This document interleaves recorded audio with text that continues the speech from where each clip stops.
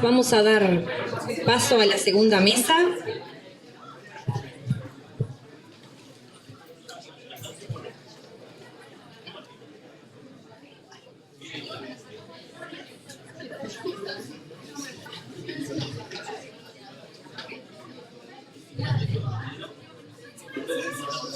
Queremos agradecer a todos por su presencia hoy aquí, en este encuentro de protección del ambiente y derechos humanos, que abre paso a su segundo módulo de ambiente y políticas públicas. Tenemos varios expositores, vamos a dividir la mesa en dos. En primer lugar, entonces, convocamos al señor Leonardo Herú a la mesa. Él es subsecretario del Ministerio de Ambiente y hoy asiste en calidad de ministro interino, además.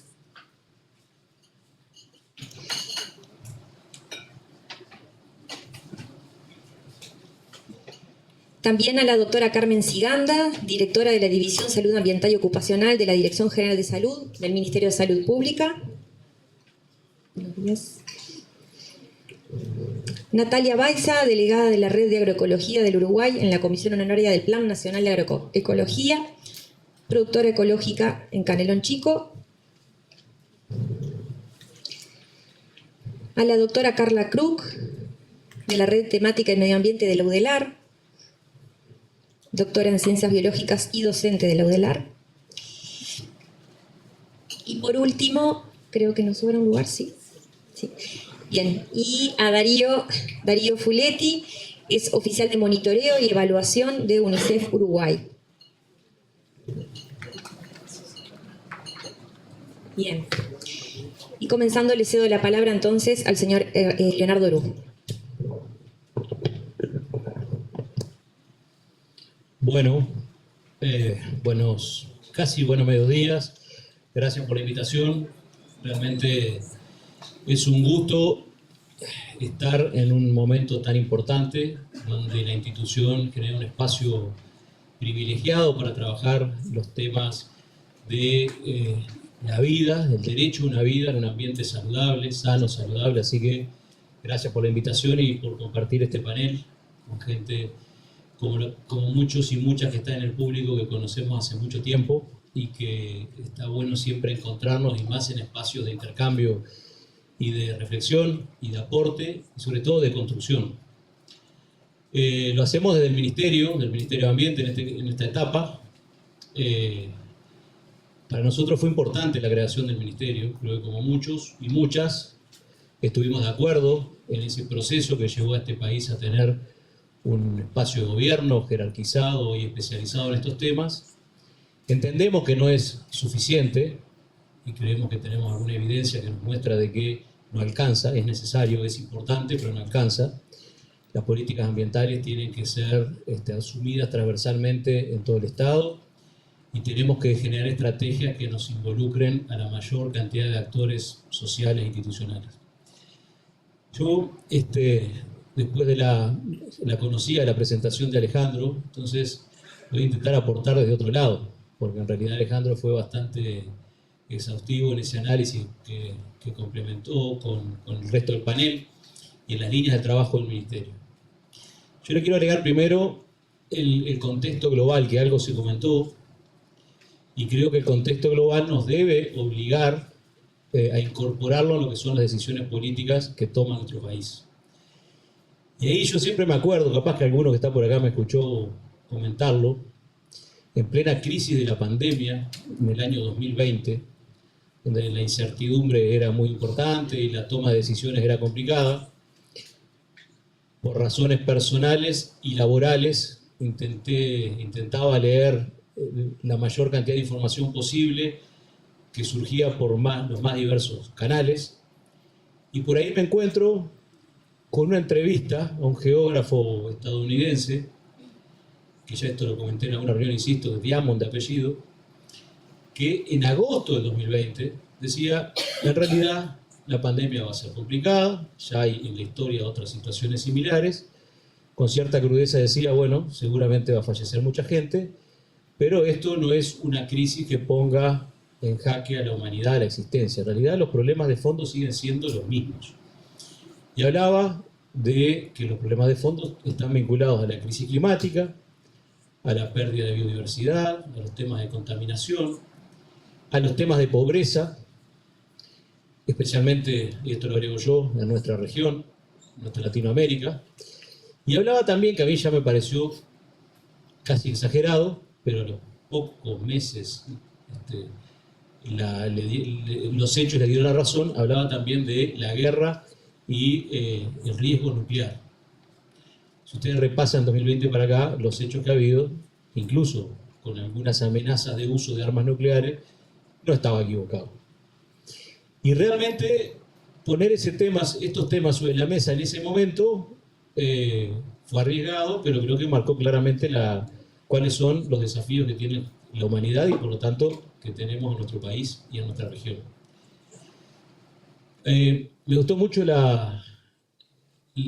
todas las presentaciones anteriores, pero al final se hacían, entre otras cosas, menciones a referentes de Naciones Unidas. Y yo creo que uno de los referentes que ha puesto con más fuerza los temas de las necesarias decisiones en torno a la paz y los desafíos ambientales y climáticos del mundo es el secretario general de Naciones Unidas.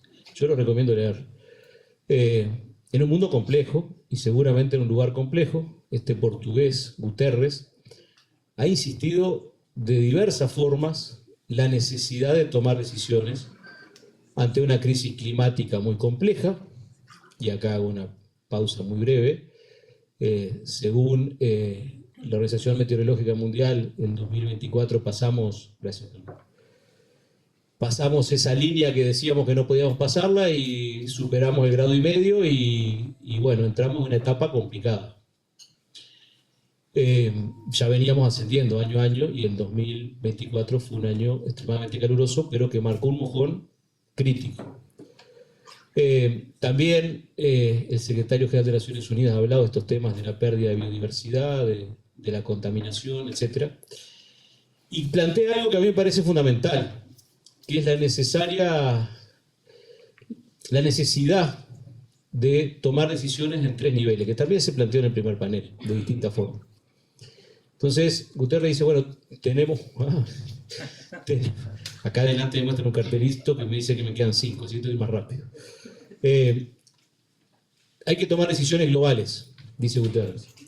Y la verdad que ahí venimos complicados. Si miramos los principales actores a nivel global y miramos las decisiones recientes, por ejemplo, en las COP o en las conferencias globales, la conferencia de la parte, la de biodiversidad en nuestra región, en Colombia, un país espectacular, la importancia de que Petro lo haya organizado allí, termina sin quórum la COP.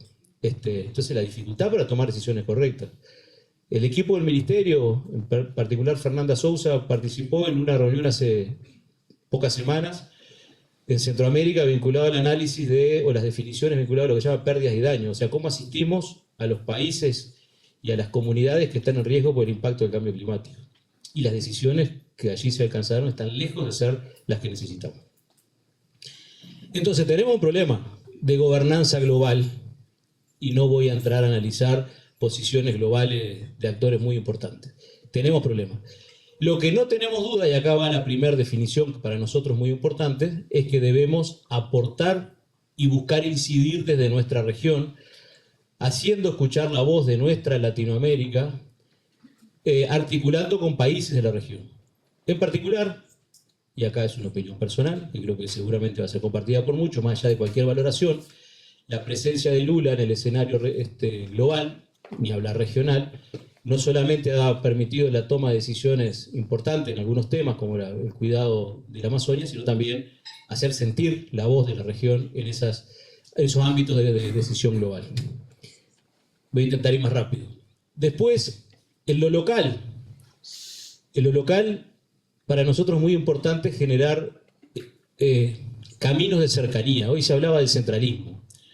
Venimos trabajando desde el Ministerio para lograr acuerdos que vinculen al gobierno nacional con los gobiernos subnacionales. Tenemos 19 departamentos y tenemos más de 100 municipios, que es una experiencia reciente, desigual. Tenemos municipios muy pequeños, municipios más grandes, con mayores o menores capacidades, pero es de locos que no tengamos acuerdos estratégicos, que no logremos trabajar juntos con los gobiernos subnacionales. Por eso venimos, de hecho, el jueves vamos a tener una reunión con todas las direcciones de ambiente de todo el país para trabajar los temas de biodiversidad y lograr luego en la Expo que se va a realizar en junio, y esperemos con las nuevas autoridades, acuerdos para trabajar juntos en el cuidado del patrimonio natural de nuestro país, algo de lo que Alejandro ya lo dijo, no me quiero extender sobre eso, pero sin dudas acercar el trabajo a los niveles de gobierno más cercanos en el territorio nos parece clave. Las competencias de los gobiernos subnacionales, especialmente de los gobiernos departamentales, son realmente importantes. Si vemos los temas climáticos, por ejemplo, los gobiernos departamentales tienen competencias no solamente en aquellas cuestiones vinculadas a la adaptación al cambio climático, ya sea en las zonas rurales, con los temas de la sequía, en las zonas costeras, por las razones que dice, creo que fue Marcel el que lo detalló, o en las zonas urbanas, que tenemos que revisar el diseño de nuestras ciudades para enfrentar lo que son eventos climáticos extremos cada vez más intensos y recurrentes. Por lo tanto, en adaptación y también en mitigación, las competencias de los gobiernos subnacionales en la gestión de los residuos, que ya Alejandro lo mencionó, en la movilidad, en el alumbrado, bueno, son fundamentales. En el ordenamiento territorial tenemos que trabajar juntos los tres niveles de gobierno y hacia ahí vamos. Y lo otro, pues creo que ya me quedan pocos minutos y el panel es grande, intentando ser más corto, nos parece clave, y ya Alejandro lo dijo, así que voy a ser más breve aún, generar espacios para un real cambio cultural que involucre a la población en las definiciones de estos temas. En los temas de participación, que ya lo mencionó Alejandro, yo quiero agregar que hubo una reunión con algunos actores que están presentes en esta sala de la Universidad de la República en este proceso que estamos haciendo de revisión de los espacios de participación, que tiene que ver con los consejos regionales, las comisiones de cuenca, las comisiones administradoras, las comisiones de seguimiento, etc. No puede ser, tiene que ser un lugar que realmente tienen que ser espacios donde nos permitan escucharnos y construir juntos, y a veces por las tensiones que son naturales en un territorio, y por a veces yo creo que hay un manejo que no ha sido el mejor, lo que no podemos caer en la tentación de imposición de ningún tipo. Por lo tanto, tiene que ser espacios de construcción y de escucha y de construcción. Y en ese sentido, lo dijo Alejandro, e insisto que en las últimas horas tuvimos algunas reuniones desde el Ministerio con gente de la universidad y cercana a la institución para fortalecer esos espacios. Gracias, me quedan menos minutos. Segundo, para agregar cosas que no se han dicho, quise participar en el Encuentro Nacional de la RENEA, de la Red Nacional de Educación Ambiental. Nos fuimos hasta Rivera hace unos días, porque estamos intentando recorrer todo el país lo más rápido posible para conocer las situaciones de cerca, hablar con los actores locales, y también había una reunión de la RENEA, se creaba el Nodo de Educación Ambiental de Rivera. Y bueno, allí estuvimos. Me parece fundamental potenciar todo lo vinculado a la educación ambiental, aprovechando las herramientas que tenemos. El ámbito de la RENEA, la herramienta que se planea y los espacios de trabajo ya más locales, con los actores locales, como son los nodos. Así que ahí tenemos un compromiso de potenciar este trabajo de la educación ambiental. Me parece importante, o nos parece importante, todo lo vinculado a políticas específicas dirigidas a los sectores más vulnerables de nuestra población, que tienen un vínculo con los temas que han estado planteados en el panel anterior. Tenemos sectores de la población que sobreviven de la extracción de algunos recursos y hay que trabajar con ellos. Algo se dijo, insisto, desde distintas ópticas en el panel anterior, y esto lo estamos viendo en el interior y también en algunos lugares del área metropolitana. Tenemos clasificadoras y clasificadores, algunos en un proceso de formalización más avanzado, pero aún con dificultades. Y tenemos clasificadores y clasificadoras, lo dijo Alejandro, viviendo, y ni hablar trabajando, sobreviviendo dentro de los sitios de juicio final. Para nosotros eso es inadmisible, desde todo punto de vista. Por lo tanto, lo hemos planteado en el Consejo Nacional de Políticas Sociales, que se ha reunido en los últimos días, y estamos trabajando firmemente en esto. Nos parece clave todo lo vinculado al acceso transparente a la información y desde allí generar distintas herramientas. Alejandro ya presentó algunos de los ejemplos, disculpe que nos reiteremos, pero bueno, pero nos parece clave, y esto está vinculado al Acuerdo de Escazú y a cosas que la Institución de Derechos Humanos nos ha planteado con insistencia, y nos parece clave protocolizar y generar herramientas que permitan desde plataformas virtuales como el observatorio hasta informes específicos sobre el estado del ambiente, sobre las cosas que se están haciendo. Y por último, y creo que ya en el filo de la hora, nos parece clave formalizar, y de esto en nuestro trabajo hemos intentado siempre recorrer ese camino, seguramente con aciertos, con errores, con cosas a mejorar, formalizar, profundizar el vínculo con quienes generan conocimiento. En escenarios tan complejos como el que nos relataba el geógrafo Diamond que le decía al inicio, y en temas tan complejos como los que se mencionaban hace un rato, que no los voy a repetir, es impensable tomar decisiones sin tener cerca en la mesa a quienes generan conocimiento. Yo miro para atrás y recuerdo algunas decisiones de que algunos actores no plantearan lo que piensan, lo que saben, y me resulta de loco. Entonces, el vínculo con la academia, la cercanía con los distintos sectores de la academia, para nosotros es una prioridad y de esa forma seguiremos trabajando. Y lo último, me gustó mucho, y termino con esto, me gustó la frase final del panel anterior que decía, tenemos que transmitir también esperanza. Es cierto que estamos en un mundo con una complejidad muy grande, donde no solamente está en juego las posibilidades de las actuales generaciones, sino sobre todo de las próximas, nuestros hijos, nuestros nietos. Estamos comprometiendo las posibilidades de las próximas generaciones. Pero el mensaje, entendemos que tiene que ser, es posible. Si tomamos las decisiones correctas en los ámbitos globales, nacionales, locales, individuales, es posible transformar la realidad, porque si solamente nos quedamos con la complejidad, podemos alimentar una sensación de que, bueno, entonces no puedo hacer nada y termino haciendo lo que se decía ya en la década de los 80, haciendo la mía para salvarme. Y acá o nos salvamos juntos o no nos salvamos. Por lo tanto, la señal de esperanza que se planteaba hoy, en la medida que se tomen decisiones correctas, nos parece que es muy importante. Gracias.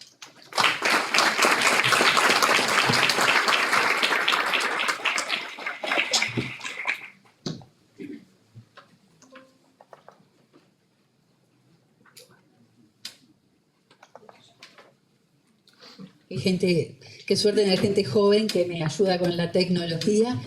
Bueno, buenos días. Muchas gracias a la Institución de Derechos Humanos por la invitación del Ministerio de Salud.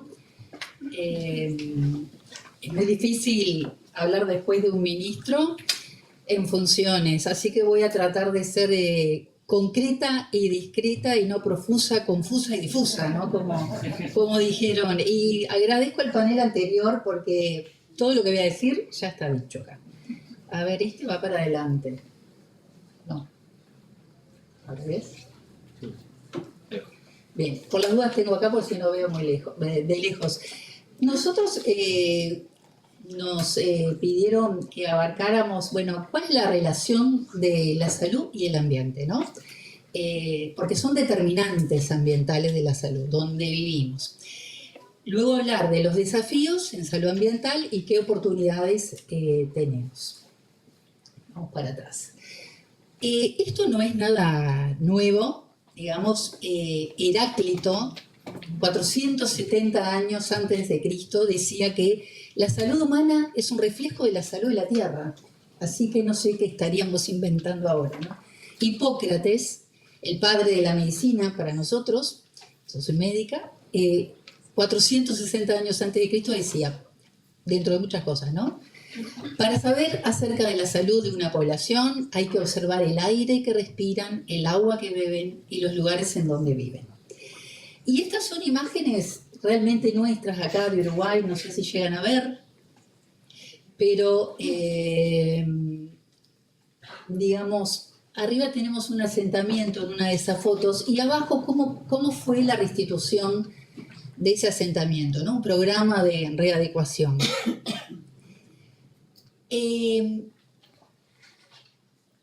La Organización Mundial de la Salud, o sea, ¿cómo nos paramos del sector salud a ver esto de cómo impacta el ambiente en la salud humana, ¿no?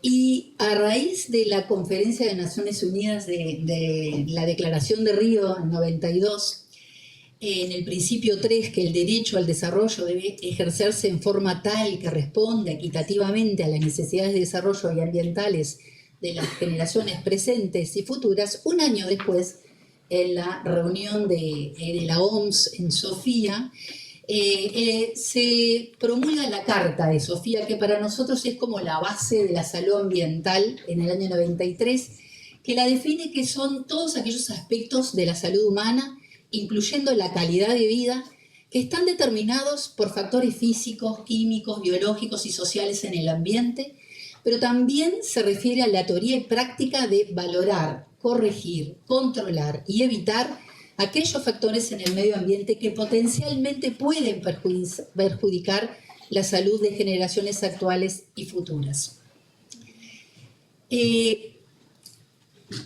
Esto chiquito que ven ahí, se los traduzco a ver si yo lo puedo ver de acá, ¿no? Estos son de cómo influye el medio ambiente en la salud humana y cómo baja la línea de la Organización Mundial de la Salud, que como organismo de Naciones Unidas nosotros formamos parte. Y esto ya se ha dicho, por suerte, no sé si esto es un puntero, no quiero hacer lío, ¿cuál sería? Acá. No, claro, acá. Tendría que señalar ahí. Perdonen, ¿no? Pero acá, por ejemplo, esto ya se ha dicho, la contaminación del aire, tanto exterior como interior de las casas, la calefacción que usemos, forma para cocinar, el agua, el saneamiento, la higiene, el acceso que tengamos o no, la calidad, la disponibilidad, agentes químicos, ya se habló acá de plaguicidas, también están los sitios contaminados con plomo, chatarra, metales, las radiaciones, que eso es algo inherente de radiaciones naturales, pero pueden ser campos electromagnéticos generados, el ruido ambiental como principal causa de queja, los riesgos laborales también, porque muchas industrias no solo impactan al trabajador que está dentro de la industria, sino industrias contaminantes del medio ambiente, ¿no? De dónde están instaladas o no. Los riesgos laborales, bueno, prácticas agrícolas, ya se dijo acá, el uso de la tierra, cómo se plantea, ¿no? Esas prácticas agrícolas, los entornos urbanizados y el cambio climático como determinante global, ¿no? Y esto también, por suerte, lo dijeron, digamos, tenemos nosotros riesgos tradicionales y los riesgos actuales, ¿no? Los riesgos tradicionales son los que siempre estuvieron y fundamentalmente vinculados a la pobreza y al desarrollo insuficiente de esa comunidad, ¿no? Falta de acceso al agua potable. No quiero decir que esto esté acá, pero algunas zonas aún son un núcleo duro de dificultad para acceder al agua potable y a comunidades lejanas poder canalizar tubería para llegar o perforar y tener agua subterránea, ¿no? Higiene y saneamiento deficitarios, contaminación de alimentos, contaminación del aire interior y exterior, la insuficiente o inadecuada disposición de residuos, todo esto ya se ha dicho, los riesgos de accidentes laborales en la agricultura, las industrias domésticas o familiares, las inundaciones. El principal efecto climático de variabilidad en Uruguay son las lluvias, las inundaciones. No quiere decir que no tengamos todo. Hemos salido de una sequía tremenda, hay vientos huracanados, hay olas de calor, hay olas de frío, heladas, o sea, tenemos todo, pero la inundación es el evento más frecuente. Vectores de enfermedades transmitidas por insectos, por animales, la deforestación ha hecho que se vaya deforestando y insectos o animales que viven en zonas amazónicas van bajando en la región, han llegado acá a Uruguay. Viviendas en condiciones insalubres, agentes infecciosos, en fin, deficiencias alimentarias. ¿Cuáles son los riesgos actuales? Que ya lo decía Achar, ¿no?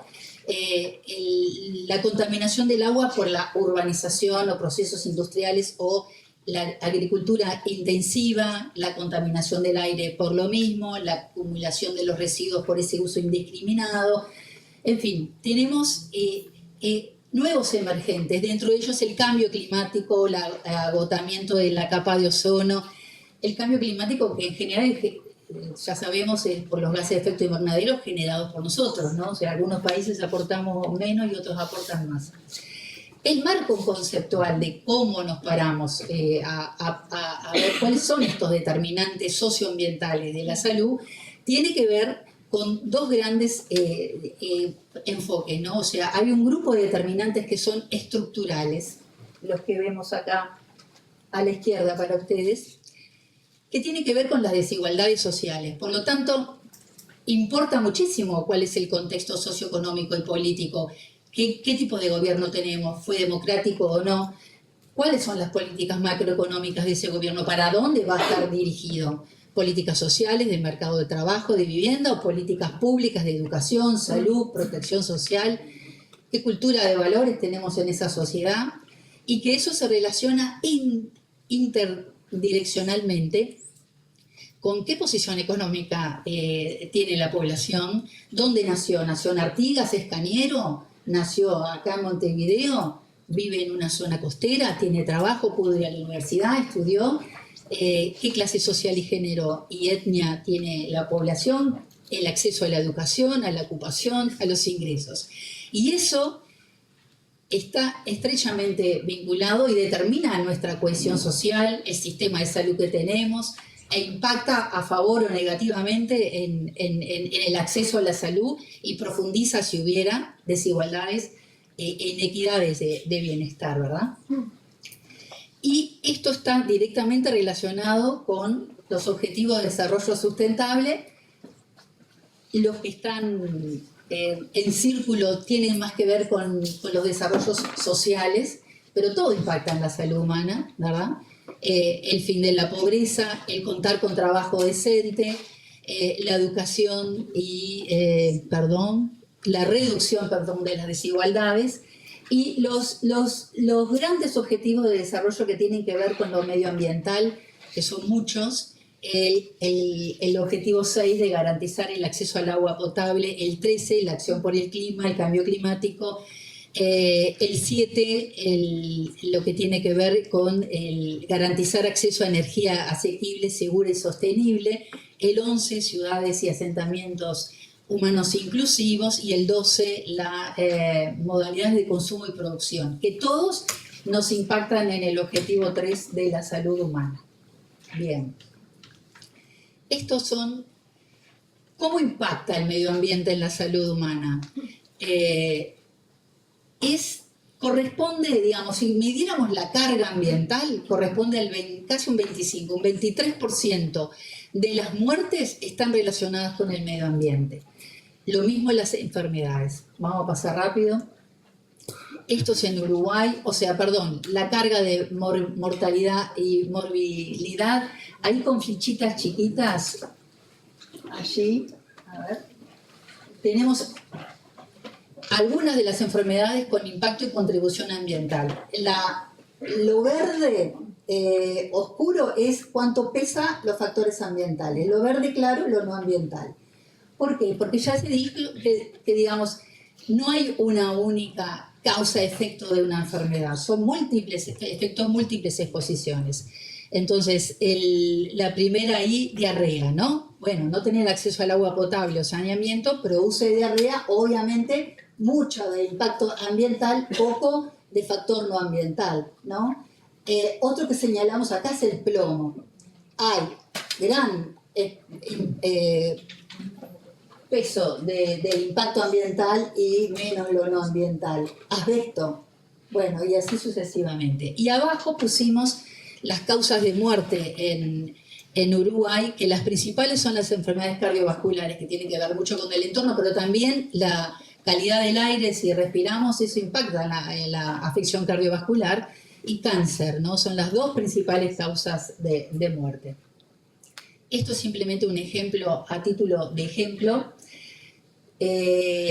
La leptospirosis es una enfermedad endémica que está presente en Uruguay, transmitida por ratas, roedores, otros animales de campo, pero hemos tenido picos y brotes cuando hay lluvia, y sobre todo cuando hay lluvia pero inundaciones. ¿Y quiénes se afectan? Bueno, la población que tiene menos recursos y que vive con sus patas en el agua, vamos a decir, encharcadas, o su casa en agua, ¿verdad?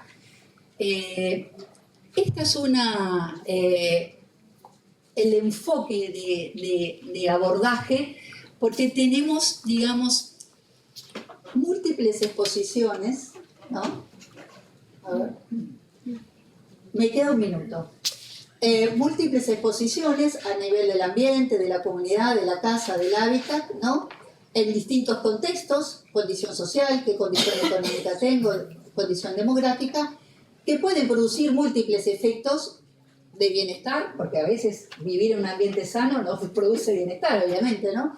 Pero puedo formar morbilidad y puedo morir, mortalidad.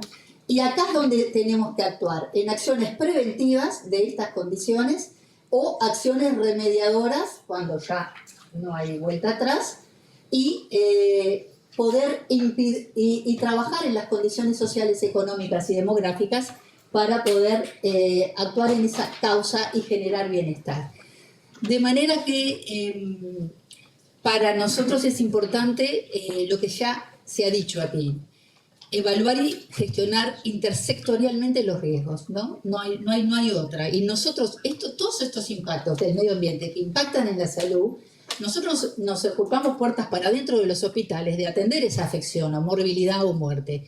Pero puertas para afuera corresponde a otros organismos el tener acceso al agua, al saneamiento, la recolección de los residuos, cómo se gestionan las sustancias químicas, cómo se aplican, en qué distancia van a pasar las avionetas por una escuela rural, ¿verdad? Y esta ya es la última. Las oportunidades que tenemos desde el sector salud, bueno, esta es una gran oportunidad. Comenzar a interrelacionar nuevamente con los actores intersociales y las demás organizaciones que estuvimos un poco parados. Abordaje intersectorial con el Estado, la sociedad civil y la academia, porque nosotros tenemos muchas comisiones con la academia que hemos reflotado porque es el vínculo de conocimiento y nos impulsa hacia las políticas mejores de salud pública. Aceptar esas soluciones innovadoras que nos dan los científicos o los técnicos. La promoción de la salud con estilo de vida saludable, eso depende mucho, y en interacción con las comunidades, las intendencias, el primer nivel de atención que llamamos, no esperar que la gente vaya al hospital, el médico, el sector salud tiene que estar en territorio.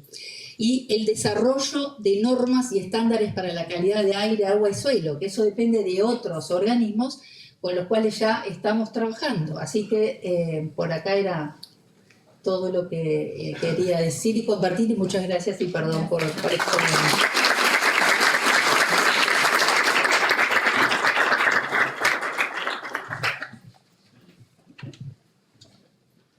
Ahora Natalia Baiza. Gracias, buenos días, muchas gracias por la invitación.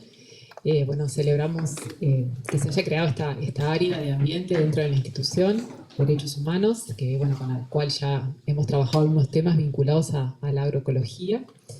Y bueno, y tuvimos la invitación a presentar en este panel de políticas públicas una política pública que es el Plan Nacional de Agroecología, y mirándola como política ambiental.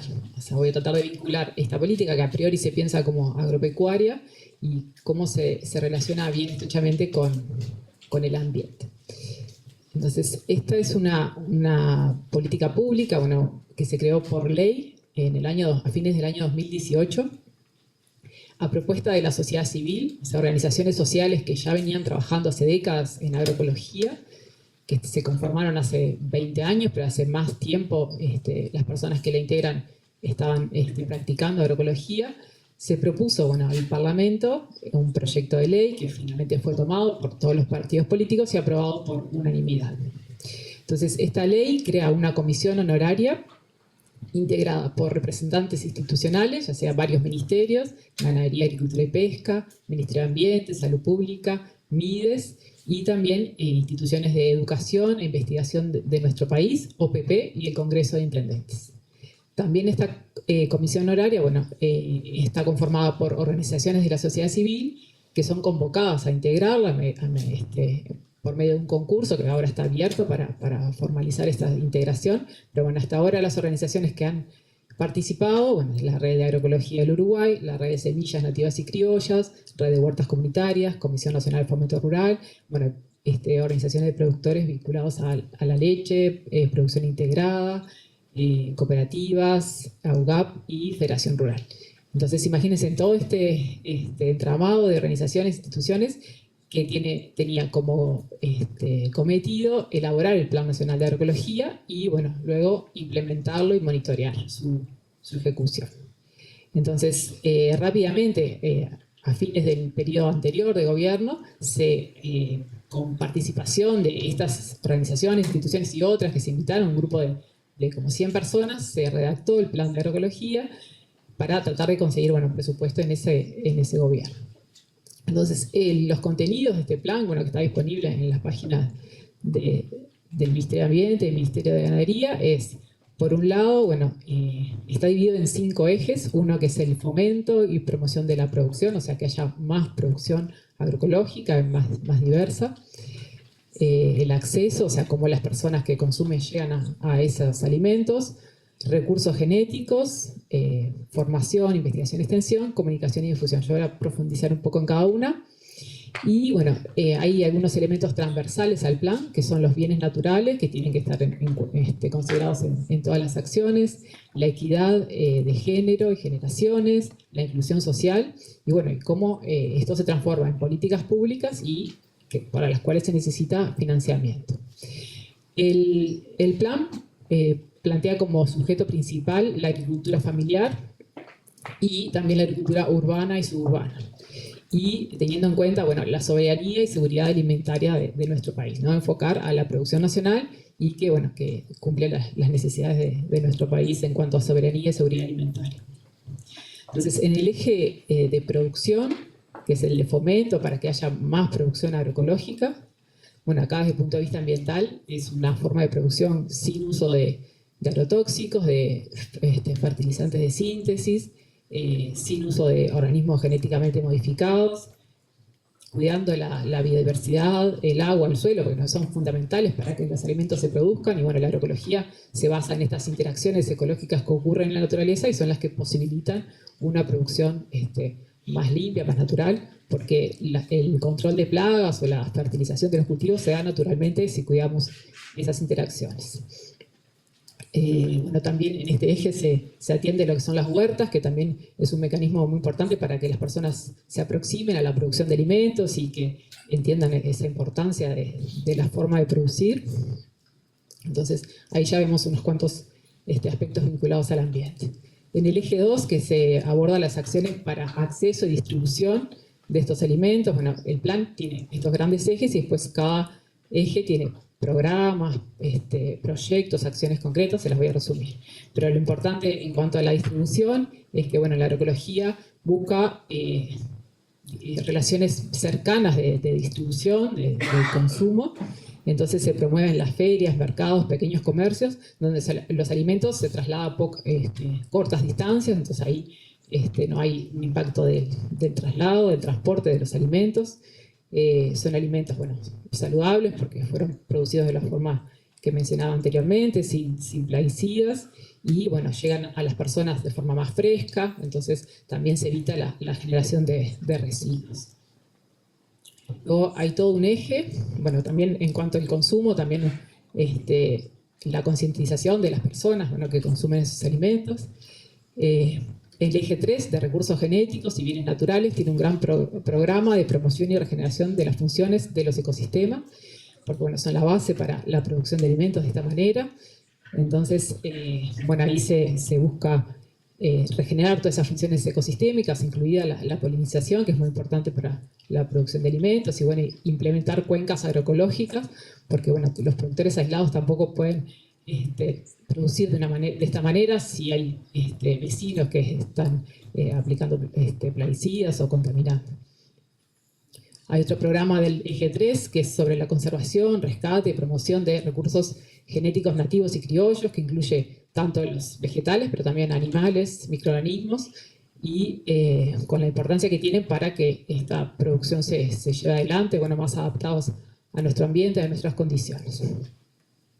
Y una forma de valorar la biodiversidad, y hay un proyecto en particular, bueno, para posibilitar la coexistencia, si es posible, con el cultivo de maíz transgénico. Bueno, hay todo un eje de formación, investigación y extensión, que no voy a ahondar, y de comunicación, bueno, que es muy importante para amplificar esta propuesta. Entonces, ¿cómo se propone gestionar el plan? Bueno, por un lado está esta comisión honoraria con representantes de instituciones y sociedad civil, que bueno, eso ha ido trabajando estos últimos 5 años, y la idea es que eso se descentralice a lo que se llaman núcleos agroecológicos territoriales. Es una forma de que las acciones del plan no queden centralizadas en la comisión, que bueno, tiene una secretaría que depende del MEGAP, de Desarrollo Rural, pero que también se gestione en los territorios. Entonces, ahora hay abierto un llamado de NATS para que organizaciones de la sociedad civil e instituciones articulen en los territorios para resolver problemas locales, para poder amplificar la agroecología, ¿no? Entonces, hasta ahora los avances que ha tenido este plan, bueno, ha sido relevamientos, o sea, la idea de hacer líneas de base, ya sea en la producción agroecológica y en las ganas que tienen productoras familiares de transicionar a la agroecología, en las actividades de investigación y formación que existen actualmente en agroecología, cuál es el estado de los recursos genéticos de interés para la agroecología. Se hicieron esa línea de base, se hicieron talleres para llevar a territorio esta propuesta y también conocer las experiencias que ya existen y recibir las demandas para este plan. Talleres más específicos por rubros, charlas técnicas para transmitir las formas posibles de transición a la agroecología y algunos audiovisuales que están en las páginas. O sea, algunas acciones limitadas con el presupuesto que se obtuvo en el gobierno pasado, que en principio no tenía presupuesto este plan. Por la movilización de las organizaciones sociales se logró un mínimo presupuesto que fue 1,5 millones de pesos por año. Y bueno, con ese dinero se hicieron estas actividades que les comenté. Pero bueno, ahora esperamos que en el próximo gobierno, que ha comentado que apuesta más a esta forma de producción, se obtenga un presupuesto significativo.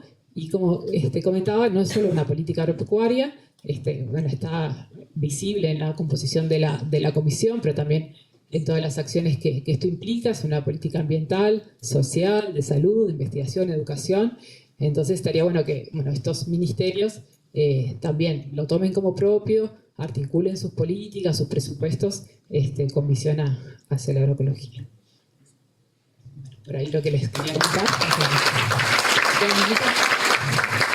Si me queda un minutito, les traía algunas fotos para que vean la diversidad de producción que hay en las chacras, producción animal, vegetal, muchos cultivos, variedades dentro de un rubro o de un cultivo, diferentes variedades, y no solo la diversidad cultivada, sino también la diversidad natural que sustenta esa producción en refugios de vida silvestre. Y eso se refleja en los productos que se comercializan, en los mercados, en las tiendas especializadas, que eso se puede ver a simple vista.